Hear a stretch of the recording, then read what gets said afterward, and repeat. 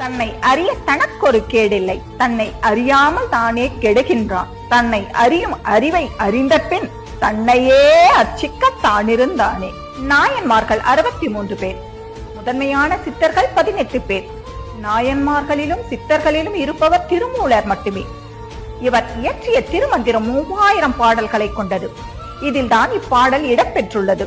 தனக்குள்ளே இறைவன் இருக்கின்றான் என்பதை நாம் உணர்ந்து கொண்டால் நமக்கு துன்பம் ஒருபோதும் ஏற்படாது. தன்னை அறியாமல் தானே நாம் துன்பப்பட்டு கொண்டிருக்கின்றோம். தன்னை முழுமையாக அறியும் அறிவை இறைவன் நமக்கு கொடுத்திருக்கின்றான். தனக்குள் இறைவன் இருக்கின்றான் என்பதை நாம் உணர்ந்து கொண்டோமேயானால் நமக்கு நாமே பூஜை செய்து கொள்வோம் என்று திருமூலர் இப்பாடலில் பாடியுள்ளார். தன்னை தான் அறிதல் என்பது உணர்வின் தேடலாகும். மனிதா, உன்னை நீ அறிந்து கொண்டால் உன்னுள் தான் இறைவன் இருக்கின்றான் என்பதை உன்னால் உணர முடியும். உன்னுள் இறைவன் இருப்பதை உன்னால் உணர முடிந்தால் பார்க்கின்ற அனைத்திலும் இறைவன் இருப்பதை உன்னால் காண முடியும்.